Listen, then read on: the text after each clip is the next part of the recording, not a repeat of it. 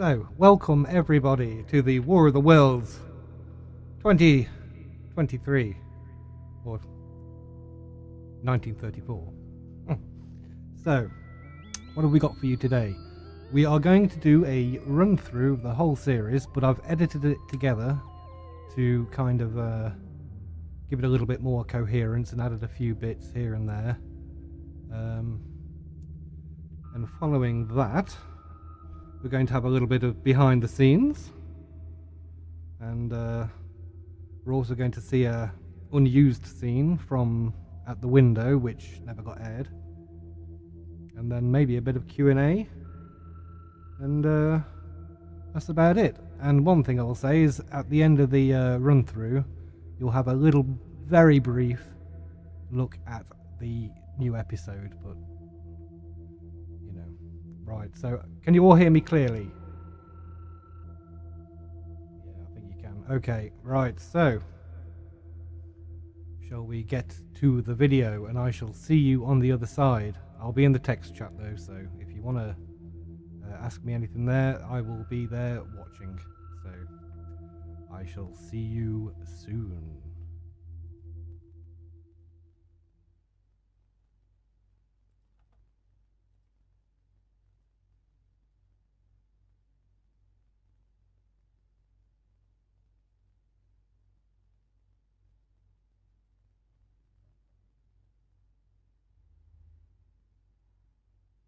I just hope the volume levels are correct.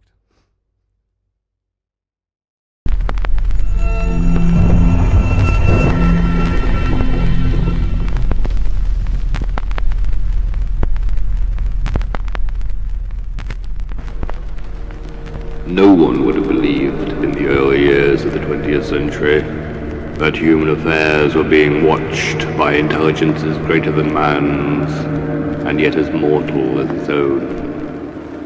That as men busied themselves about their affairs, they were being scrutinized and studied almost as narrowly as a scientist might scrutinize the creatures that swarm and multiply in a drop of water. With infinite complacency, men went to and fro about their business, serene in their assurance of their empire over the earth. A condescending arrogance.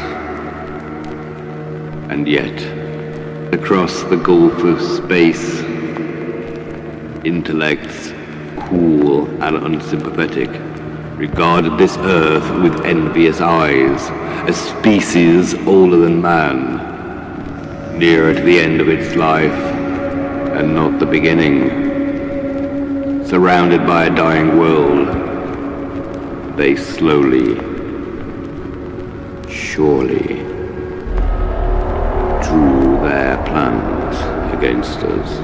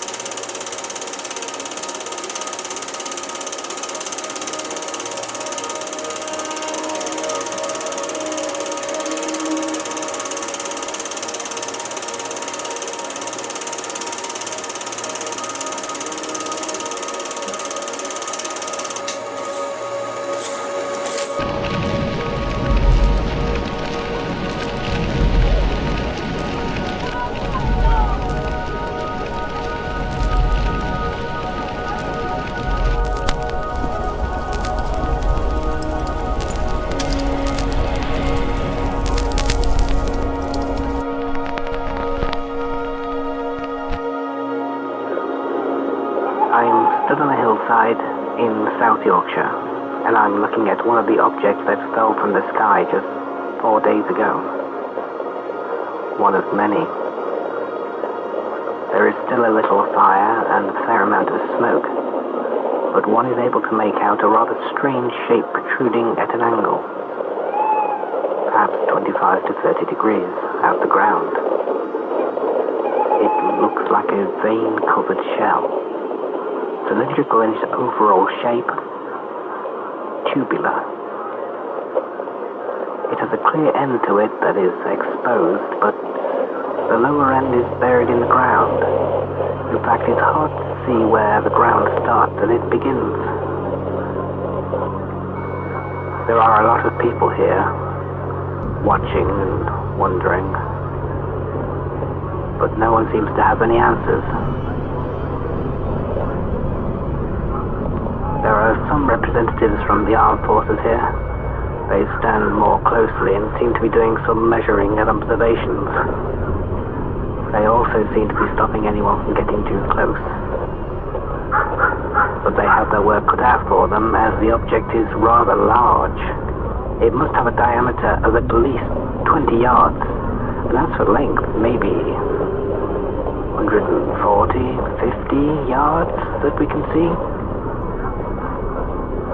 Many observe that it came in rather slow for such a large object. Now I'd like to draw your attention to a sound. It has been happening on a repetitive cycle for 2 days. Once it starts, it continues for several minutes. Just waiting now. It always restarts about 6 minutes after it stops.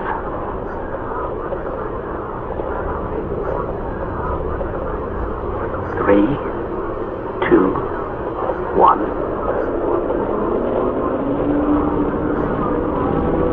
There we go. Like clockwork.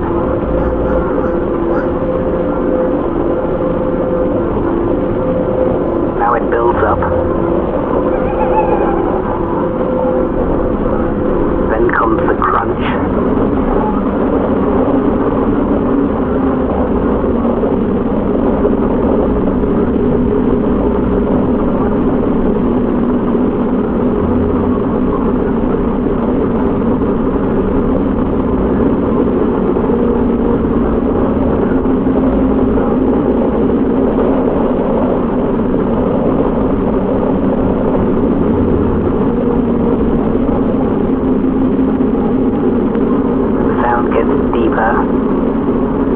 Fades away. Going on.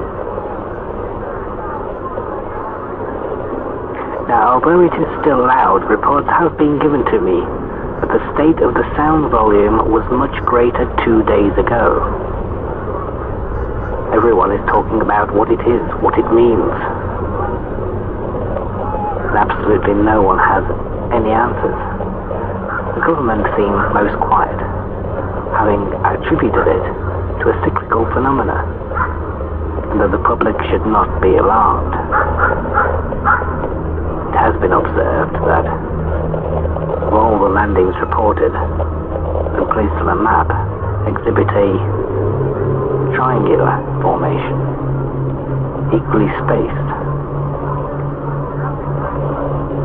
Now, what that means,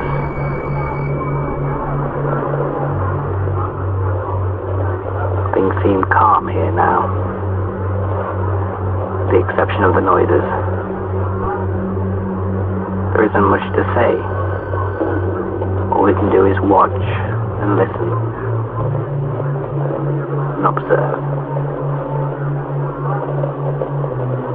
This is Richard Davis on location in South Yorkshire. I return you now to London. Tuesday night is music night at the Royal Hotel.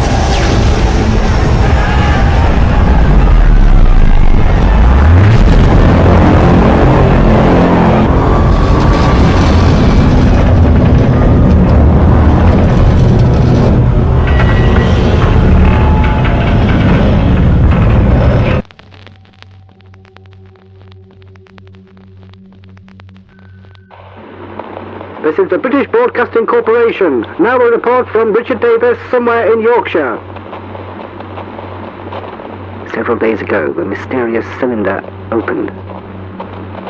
It unscrewed at one end and fell to the ground with an enormous crash. From the aperture, a thick black smoke poured out. Whatever is in the smoke has proved devastating to life here on Earth. Those caught in the fumes seemed to choke and then fall.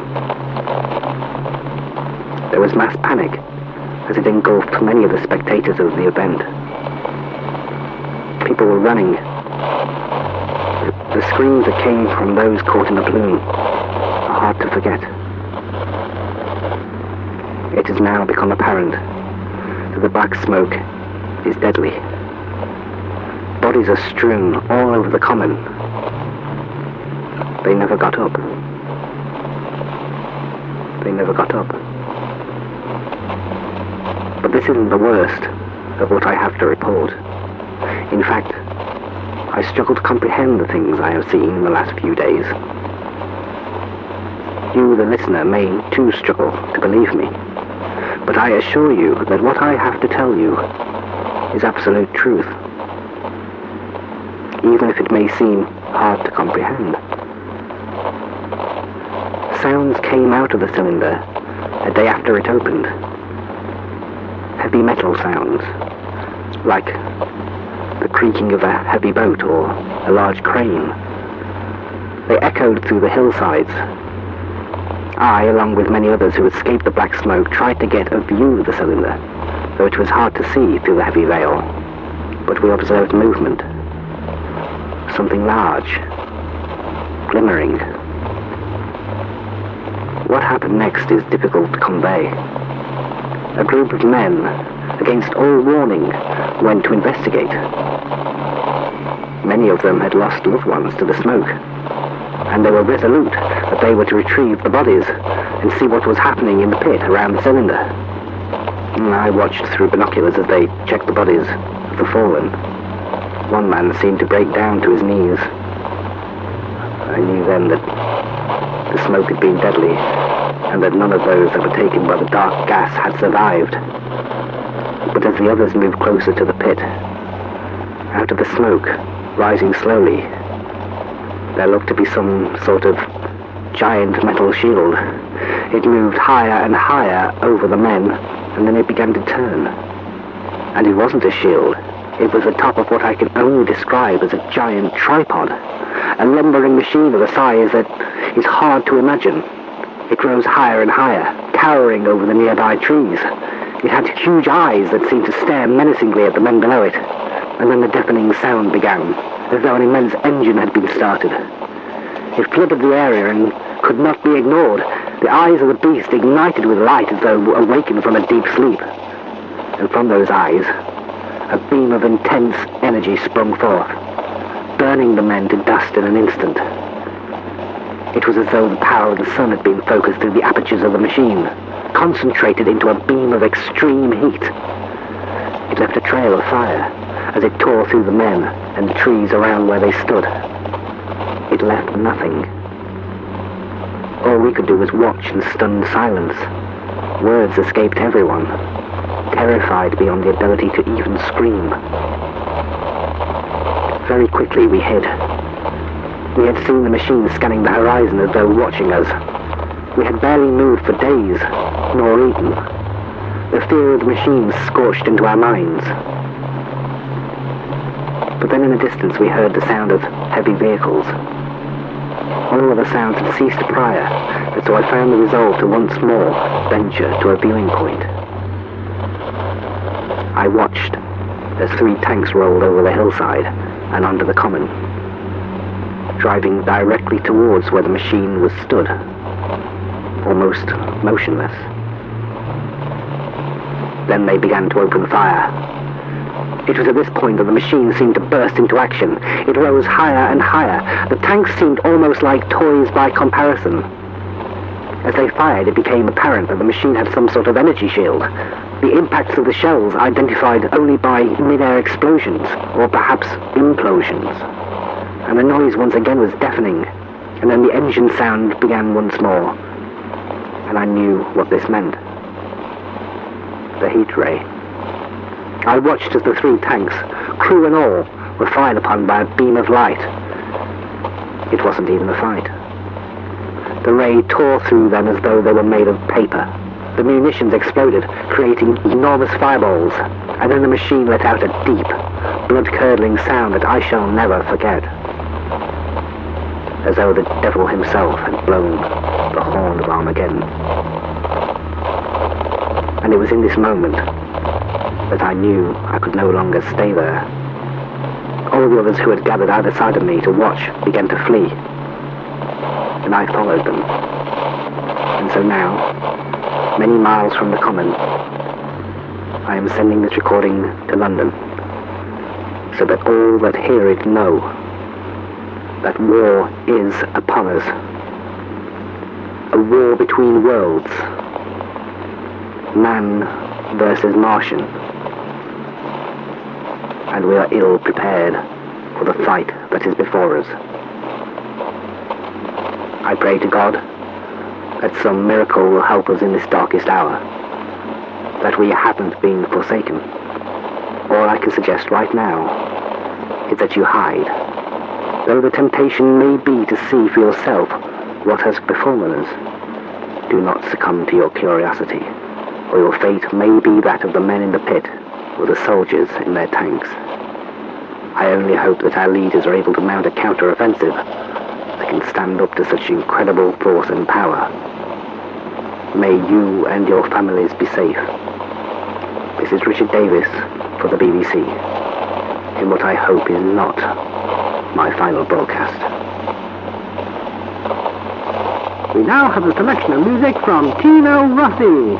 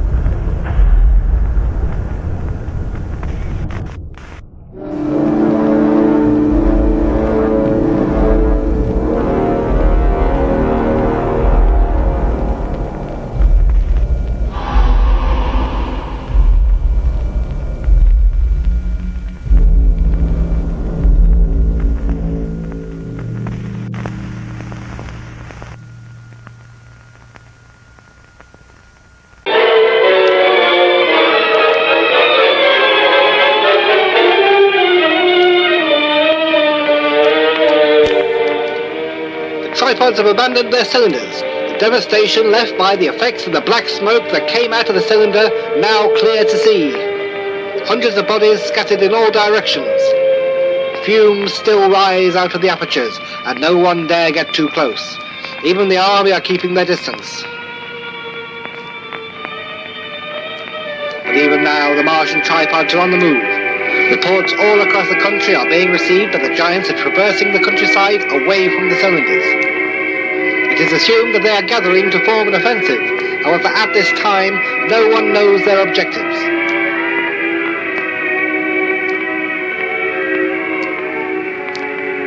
The tripods are being seen all the way from Glasgow to Taunton, Devon.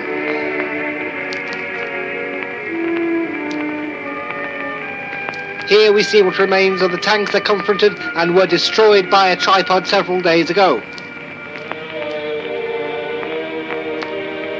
Melted beyond all recognition. The tripods have also been reported approaching many cities, but no attacks have yet taken place. It is advised that you stay in your homes and pay attention to your radio sets for up-to-date information.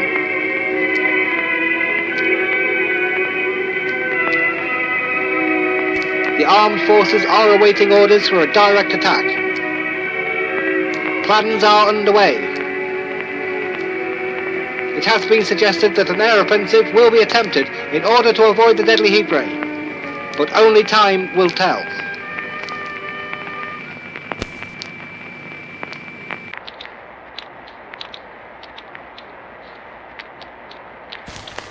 I speak to you, friends, regarding the very grave matter of the impending and unprovoked attack by the Martian forces.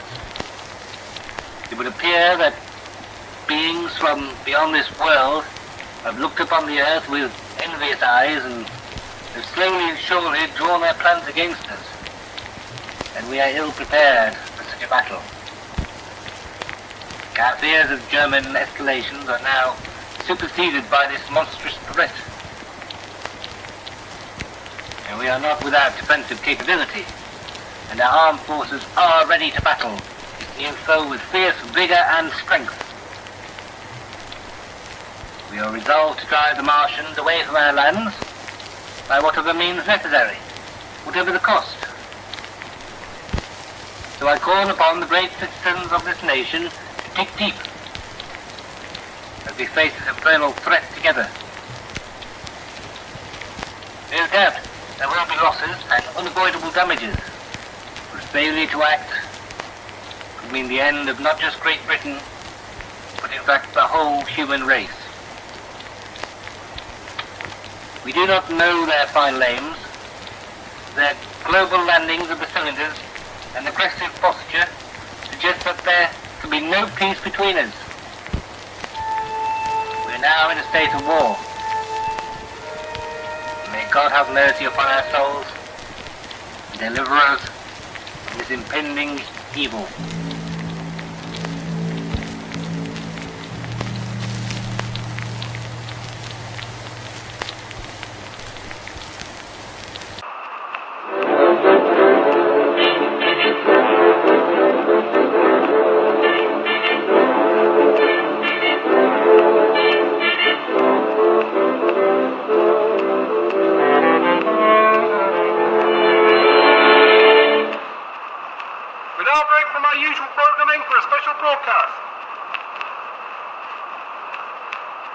Martian tripods that emerged from the fallen cylinders have now begun to move and are approaching the following locations. Please pay attention. Freakmouth in Barking and Dagenham, Bradford, Huddersfield and Ferrybridge in West Yorkshire, Wallsend, Tyne and Ware, Liverpool in the North West, Derby and Nottingham in the East Midlands, Longford and Birmingham in the West Midlands, Deptford in Greater London, Ironbridge in Shropshire, Darport, Worcester, Portsmouth in Hampshire. Other Martian tripods are still on the move, and exact destinations are yet to be determined. The Directorate of Military Operations and Intelligence has issued a statement declaring that the suspected targets are high-capacity power stations. Their trajectory has been tracked and show a direct pathway to the installations. If the Martians are successful in their attack, they will cripple key infrastructure and plunge major cities into darkness. Military operations from the air are being planned, and it is suggested that if you live anywhere within a 5-mile radius of the power stations in the listed areas, that you evacuate immediately and head either into nearby towns or country villages. Local halls, churches, schools are being advised to open their doors and welcome travellers from the surrounding areas. The military are expecting significant collateral damage from their inland attacks on the tripods. The statement reads that it is unavoidable. Within hours or days, you may not hear another radio broadcast if power is lost. But we shall continue to broadcast for those that remain with electricity. But in the event that you lose communications, do all you can to stay calm, avoid panic, and help one another through this difficult time. Prime Minister MacDonald is resolute that we shall see victory in the face of the attacks, and has turned our attention to the matter. Other countries across the world are also facing the Martian threat, but news is difficult to gather at this current time. Local police forces are being handed guidelines to maintain basic supply lines should the fighting escalate. So look to your local enforcement for further information and direction, and we pray for your safekeeping. And now for the sounds of Ruben Newman and his orchestra.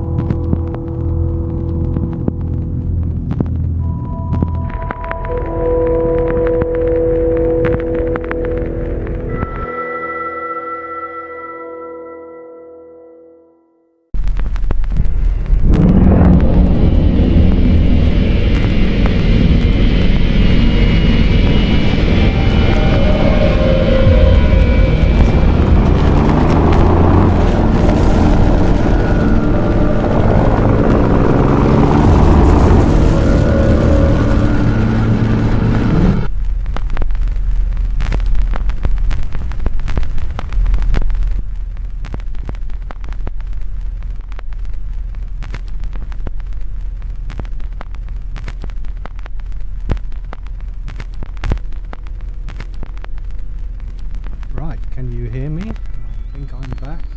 So, there you go, a little tiny teaser. A little teaser to let you see what's going on. Still work to do there, so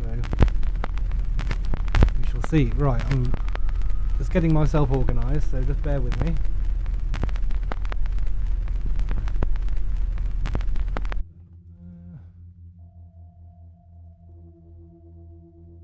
So, I thought I'd take you a little bit behind the scenes, and this time, I've not had a chance to get everything together, but this is kind of what I've put together. So this is the handling machine, and this changed quite a bit, so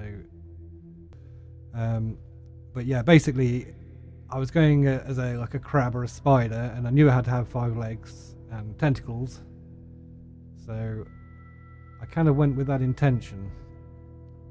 But what happened was, I reached a point with it where I kind of liked it, but I wasn't quite happy with it, and it seemed impractical in terms of a creature sitting in there. So let's just fast forward this a little bit,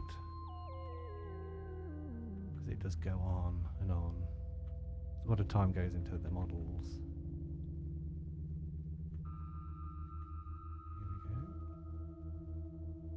Okay, so we're nearly at the...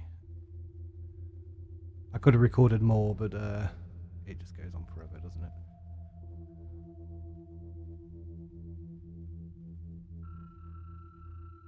we doing? Oh, hang on. Right, so here we go. So this is renders as the first attempt, and I kind of liked it, but it just wasn't quite right somehow. So I kept on playing with it. I added feet, which you will see in a minute, because I was going to try and mimic the tripod design to a certain degree, but it didn't feel agile enough, and you'll see what I mean in a brief moment when it comes up. There you go. So it's kind of quite a beefy fella, and but I couldn't see the pilot fitting in that head. It didn't make sense, so I knew I had to kind of alter it, and I really wanted the pilot to be in there. So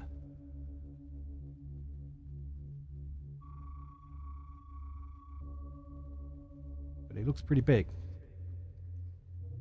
I mean, obviously there are a lot of changes from this point.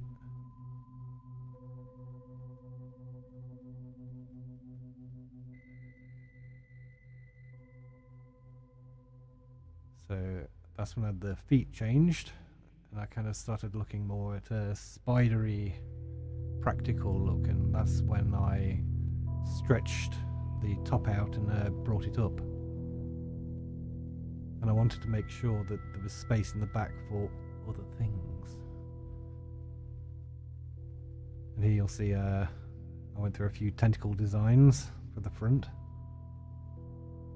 I was missing them entirely for some reason. And also during this point I was building quite a lot of buildings and doing a lot of setting up of the towns and cities, because I didn't really have much of British architecture to play with.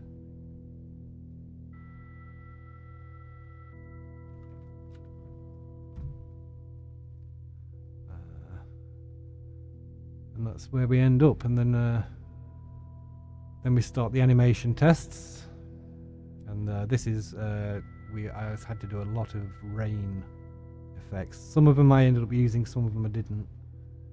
It kind of looked quite cool.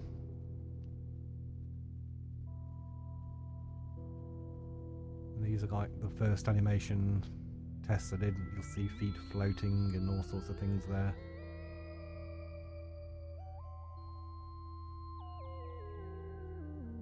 But it's enough. And did you catch the little guy in there?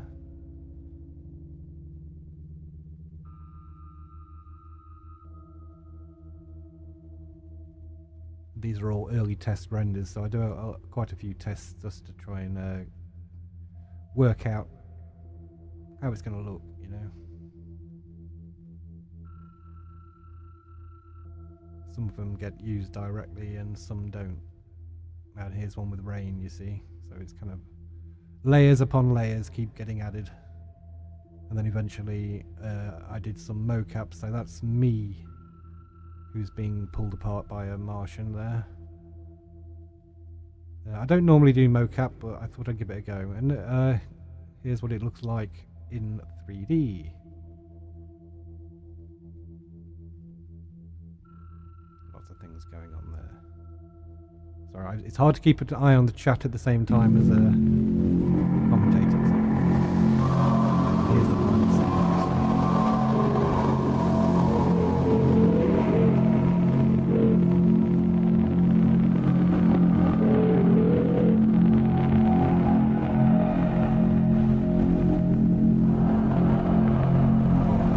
Thrown aside. Right, so that's the handling machine. Now then, let me look at my order of service and see what's next on the agenda. Absolutely no idea. So what I'm going to do is going to press play and see what comes up, and then I can talk about it, can't I? Ah, right, okay, so these, the Martian spheres, I don't know what quite to call them, but really they're cages.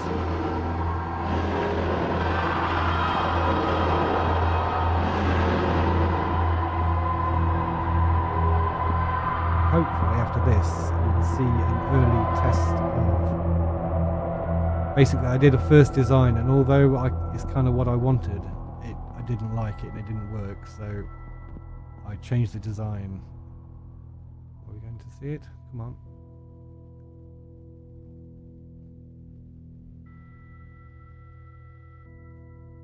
Can you all hear me out there okay? Yep.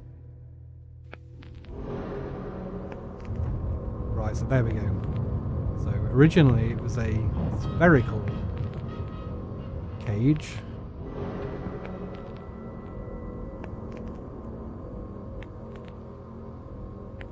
And though I kind of liked the idea, it didn't do what I wanted it to do, so I completely redesigned it.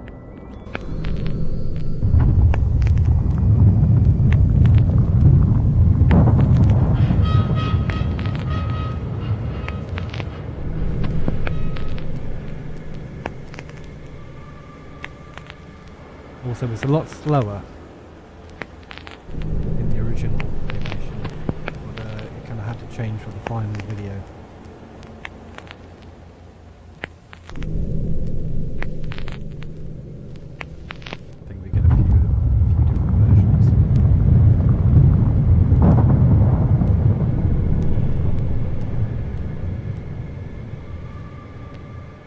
I often leave the computer rendering things while I'm sleeping, so I can wake up and have a look.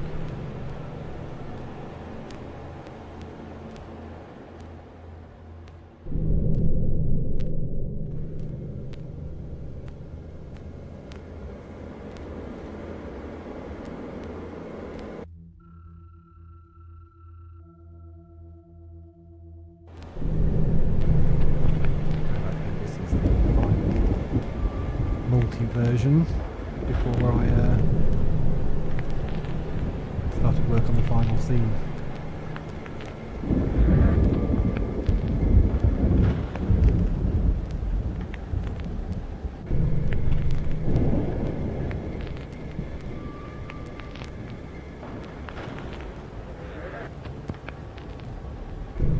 In terms of size, I'm just looking at Violent guy. They're pretty big. I'd say they're probably about 4 or 5 meters tall, maybe slightly larger. No, it's probably more about 6 meters, I guess.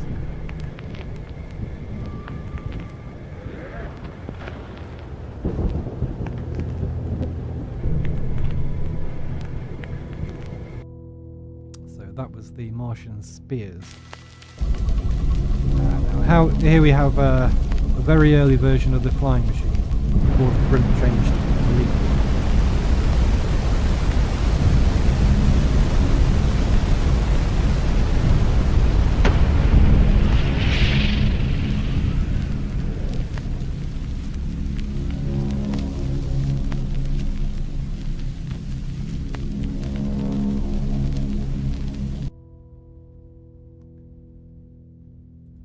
I'll just pause that briefly.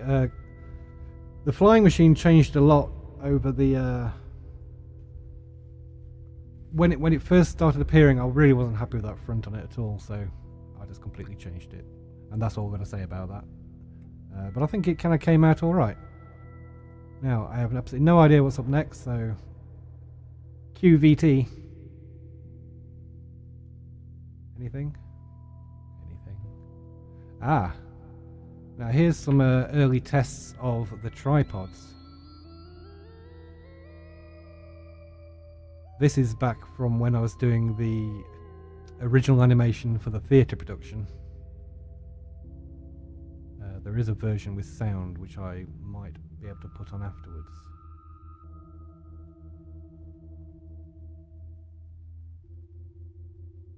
But this is all the original stuff.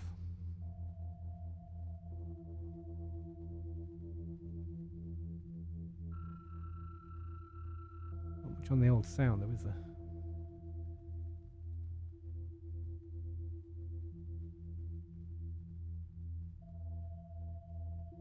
But you'll see here strange things going on with the buildings. I think they were changing size as I was animating. Is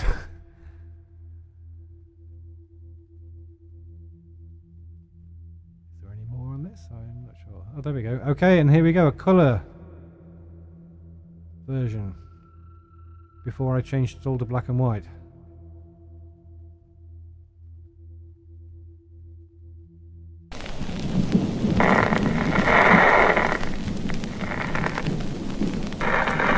Right. Now I'll pause this quickly. Now this is, let me just turn that down. So this is a unseen scene. It was originally going to be in At the Window. However, I showed it to the missus downstairs, and she said it didn't look like it was in the right location, and she was right, because I designed it around the description in the book of looking out the office window in the original At the Window chapter in the book. However, it didn't fit, and she was completely right. So it's now an unused scene. Now I may actually, it may get used later on, I'm not sure, but I thought, why not share it tonight? So it's quite a long shot, so enjoy.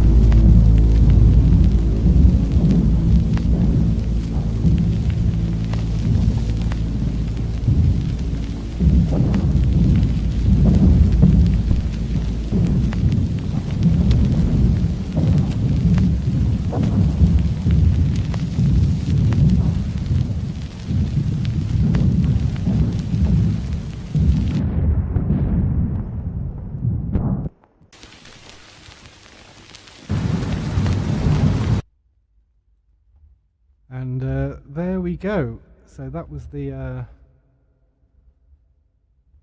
missing scene. So I hope you all enjoyed that. And that's kind of the behind the scenes things that I have. Now then, a question from Suzanne. Have I sought to depict the black smoke? The black smoke will most definitely be coming into it at some point. It already has to a small degree, but I think further down the line we'll be seeing a lot more of the black smoke. But the Martians, as you may have noticed, they have a plan, and so they're following the plan with their evil. Right, BBY03. Hello, BBY. And he asked, which episode will Thunderchild be in? Well, that I do not know. It's not going to be for a little while. We'll certainly be building up to that. However, it is already kind of half underway, and we have chosen the actual ship we're going to use, and it's the HMS Warspite. I think someone said it in the comment earlier on. But yeah, we're going with Warspite after a conversation with one of the subscribers earlier on, well, many months ago, and it just seemed like the right choice given the history of the ship, because it's basically oh, hang on, I'm getting a message, 1 second. Okay, more questions, okay. So yeah, so the HMS Warspite, it had quite a clouded history of being in many battles and surviving, so that should perhaps give you some indication of the kind of fight we're going to have. I think the Thunderchild episode is going to be quite epic, and I'm quite looking forward to doing that properly. And I know a lot of you are looking out for that episode, so I shall do a top job. So Now there's a question from Marcin Nowacki. I'm not sure quite how to pronounce that. Terrible with the old Polish names. Is it Polish? Yeah. Anyway, have I thought about a comic series? And until I did the line drawings, which you saw on the community page, I hadn't really. But then I did them, and I was kind of... I thought, what a great comic that might make. So, yes, maybe in the future. I don't know. But that would be kind of cool. Definitely a good idea. Right.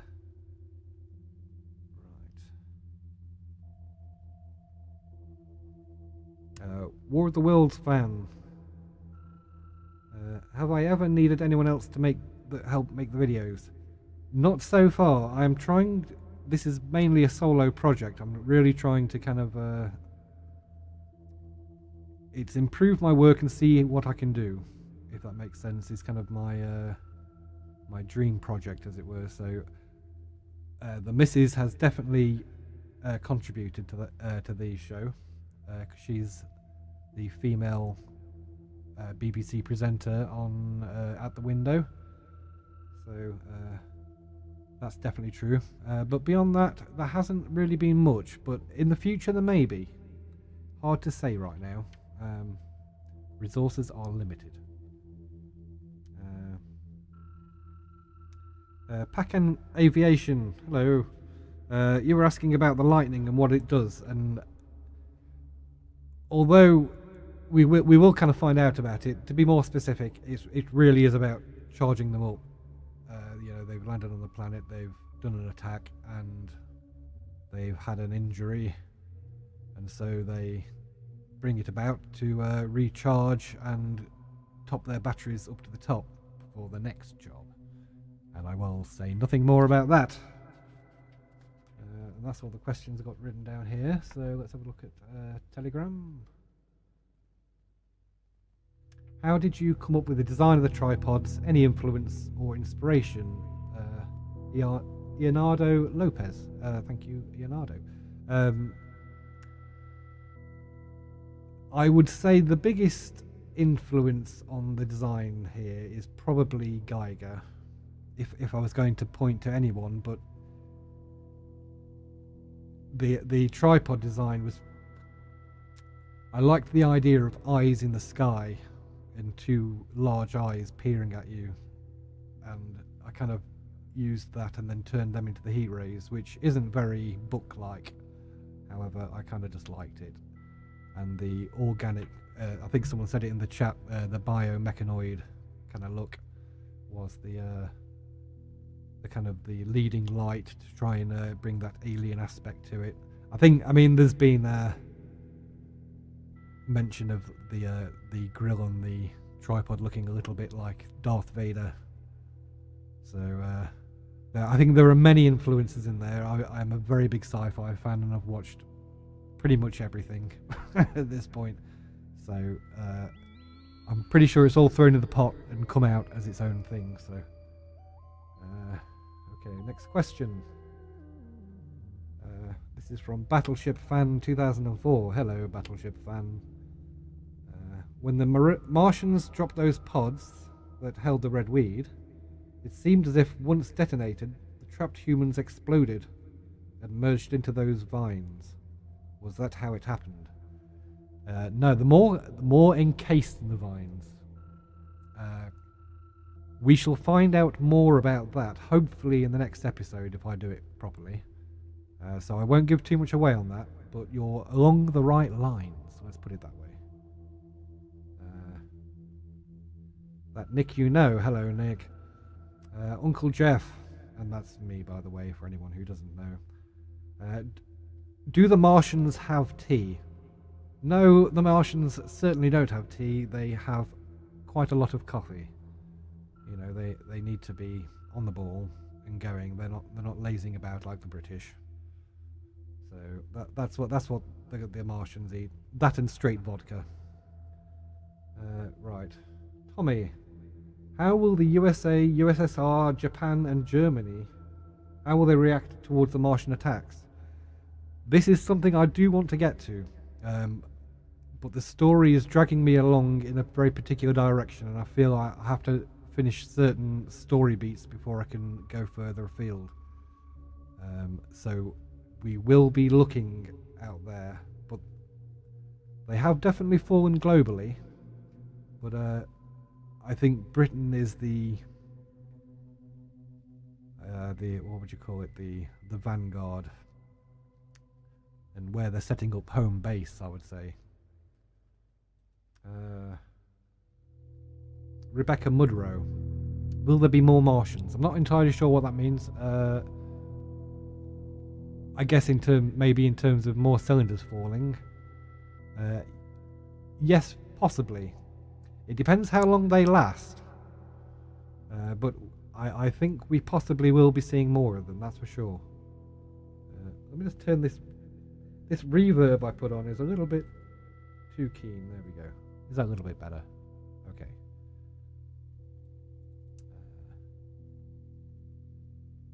Now then, Tommy.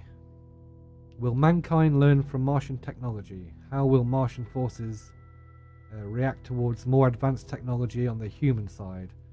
Is there a range for the heat ray?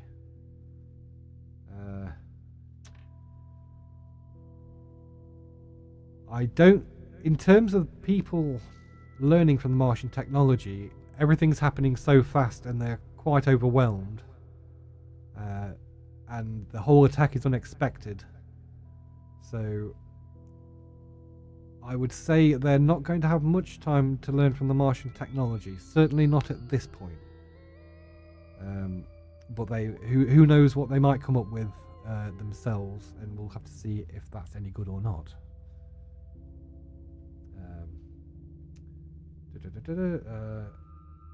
Is there a range for the heat ray? Yes, I would say so. I would say once it reaches a certain distance, it will start diffusing and the power will weaken. But this is also half the point why they had to charge up, but we shall see why that is. Right. Valorant Guy, hello. Are there any details you could give us on the stage of the war on other fronts? Central Europe, America. Oh, right, okay, I pretty much kind of covered that. Yeah, I can't give you any more information on that right now. I would say the Martians have landed. But information is hard to come by right now. But we will be hearing from them. Possibly in another newsreel. Because I really enjoyed making that last one. So I think like an American and European newsreel might be quite good fun. Adora Enjoyer. Hello. How exactly do the tripod shields work? When the plane flies itself into Old One Eye, the shield doesn't stop the plane. Yes, there is a window of opportunity. If the shield isn't all powerful, if the Martians are firing their heat ray, then they have to lower shields. Otherwise, it would be absolute disaster for them. Let's put it that way. So, if Old One Eye was about to fire, which a keen eye might just catch a little glint, then you will see that the shield is down, and it's absolute luck in terms of the pilot's part. But that's the way it works, isn't it? Especially in stories. Right. Saza. You think he will add Thunderchild in an episode? Thunderchild, yes, absolutely is coming, but we've already kind of covered that. Desmond T. Doss, hello. Why did you choose 1934 for the date of the invasion?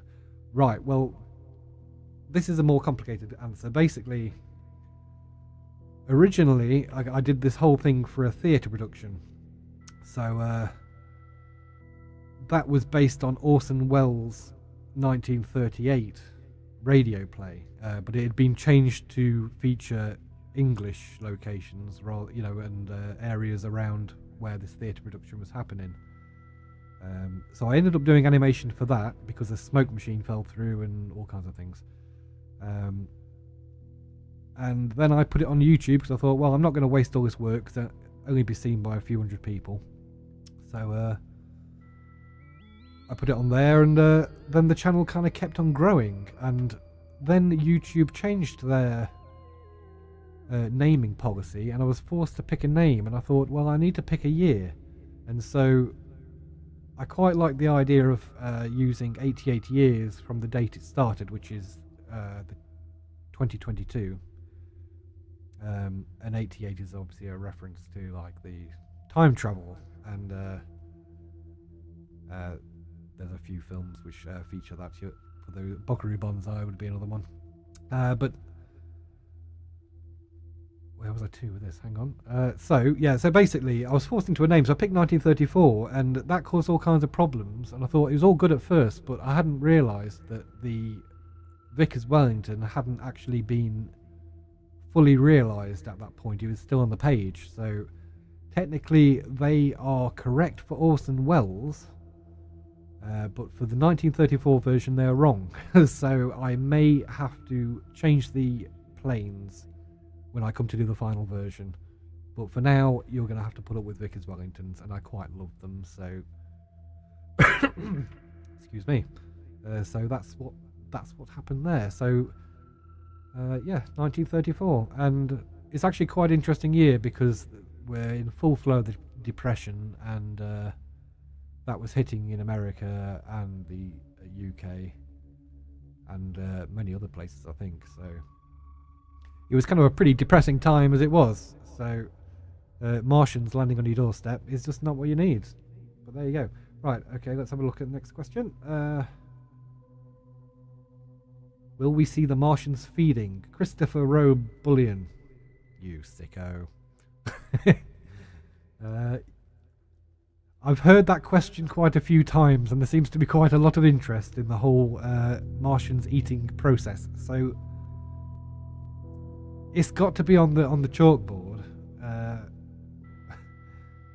How and where and when, I do not know, but I think it would be fun, wouldn't it?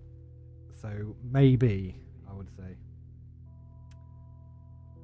Radio Snake Invasion, hello. Do your tripod designs have tentacles? I don't know if those hanging things are tentacles or not. I may be wrong. Yes, I haven't fully explained the tentacles on the tripods, and I'm not going to. Not yet. But they will have a purpose later on. But they also look cool. You'll notice on the earlier tripod designs that they didn't have tentacles at all, and it just looked totally wrong. They looked bald. So they have an aesthetic and an actual reason for being there.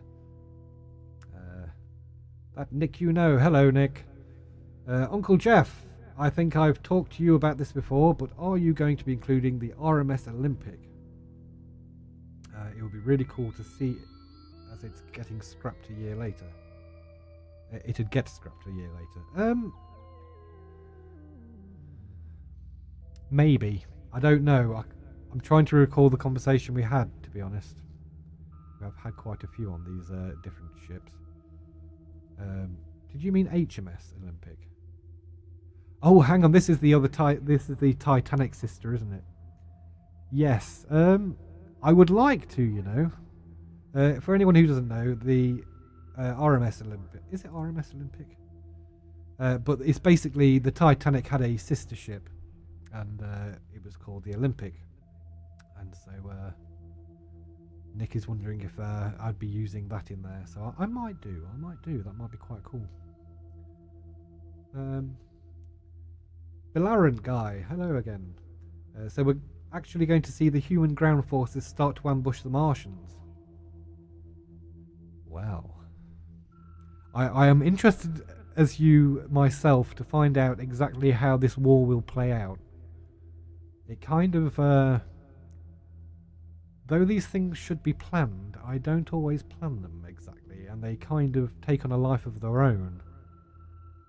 And so I don't quite know how the military are going to react, but whatever it is, it's going to be jolly good. And they're going to try and kick a bit of Martian arse, but I don't know how well it'll go, do you? But we'll find out. we'll find out.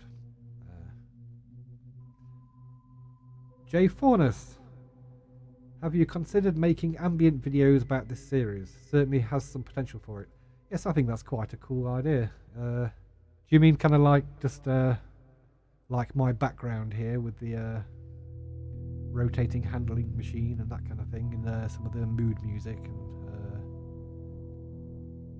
yes, I think that's a cool idea. I might just do that. Yeah, good idea. Mark C. All of your art feels fresh, but also familiar. Thank you very much. I think it's probably because I have watched so many things and absorbed so much sci-fi over the years that I am literally the melting pot. And that's about all I can say about that. Thank you very much. Red Cat, hello Red. Hey Uncle Jeff, I have a question. How many videos will be there?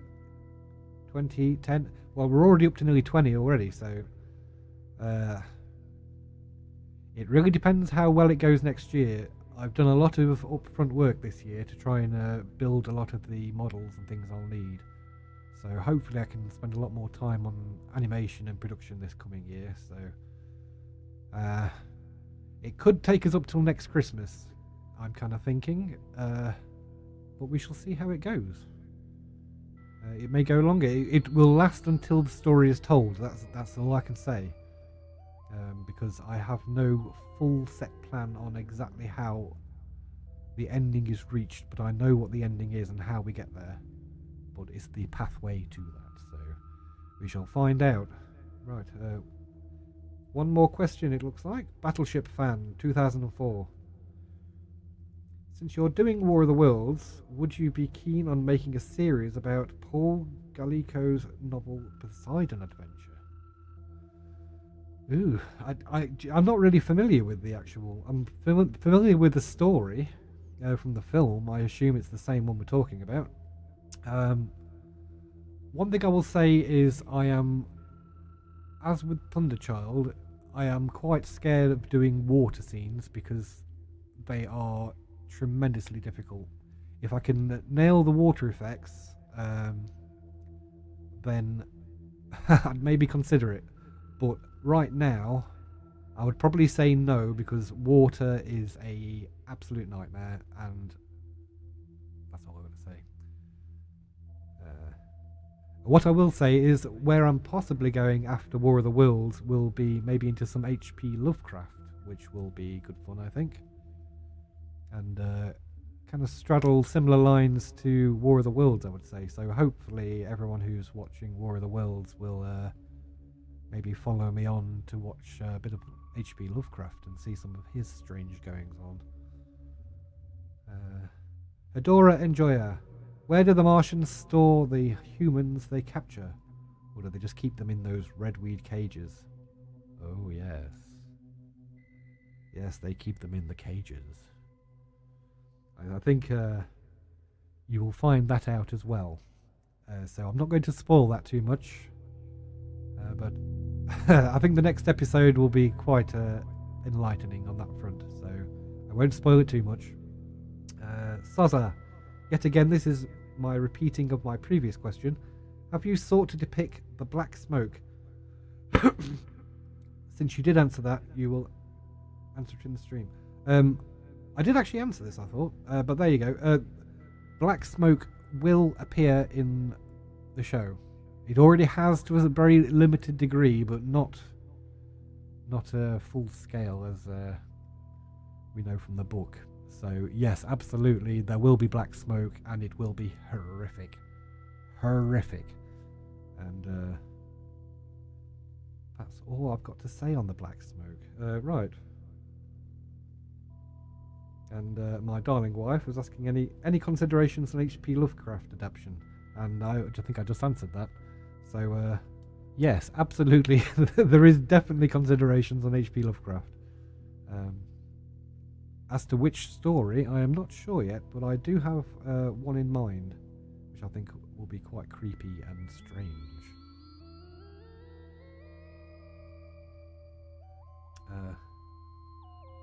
I've just been posted a comment from TGM. Hey TGM, good to see you, man. saying I love the designs way too much in this adaptation. Thank you very much, sir. Very good of you, and nice to be able to speak to you all. And just on that, I would just like to say thank you to all of you out there for all your support over the year.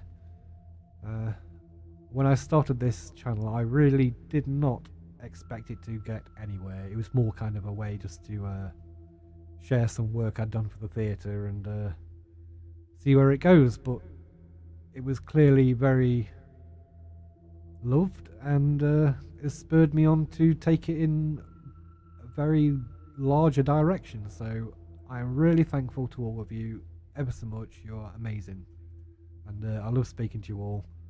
I think I try to answer everybody's comments, but if the channel keeps growing, which I hope it does, that will get a bit harder, I guess, but I will always try and look out for you all, and I try to remember as many names as I can. So thank you very much, everyone, and also Merry Christmas and a Happy New Year for when it comes. Right, let's just see if there's any more questions. Is there any more questions down there, my love? Radio Snake Invasion. Will we get the sequence with the cylinder crashing into the house? Like the chapters where the narrator and curator trapped and watch the Martians at work and feeding. Maybe. I don't know. I'm not sure. I don't feel like we're not fully done with the cylinders, that's for sure. We will be going back to the cylinders. They were kind of a little bit rushed at the beginning, but there's more going on there. So that's all I've got to say about that as well. I'm very cautious not to spoil too much, because I know that it's just a lot more enjoyable when you don't know things, isn't it? So, and I think that might be all of the questions. Now, is there anything else I could show you? I'm just trying to think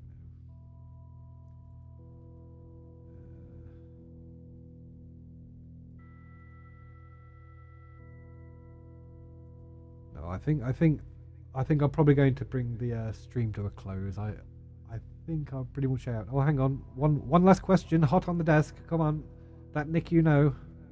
Uncle Jeff, are you going to post the original soundtrack anywhere? The music is really good. Thank you, Nick. I will be posting the music as separate videos in time. So type in the chat. What does that mean? Sorry, I'm getting strange questions. But yes, I will definitely be releasing the music. How I will be releasing it, I don't know, but it will definitely be released on YouTube as a separate video. Right. Well, I want to thank you all for being here. This has been an experience. I've never done a live stream before, so hopefully I haven't done too badly. This isn't my my forte, as it were, so thank you all for bearing with me, and I hope you've enjoyed watching the show and some strange little behind the scenes elements. Oh, hang on, one last question. Auntie Jeff, please tell me that Red Cat Real is the best Discord moderator of all time. Red Cat Real is the best Discord moderator of all time. How's that? Right, and I will just say goodbye to you all, and thank you once again.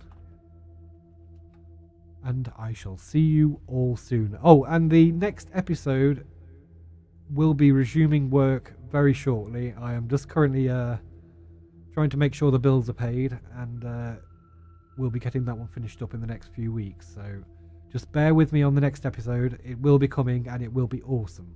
It'll be the best one yet. So hang in there, and I'll keep posting pictures and things like that, and I might even do another live stream, you never know.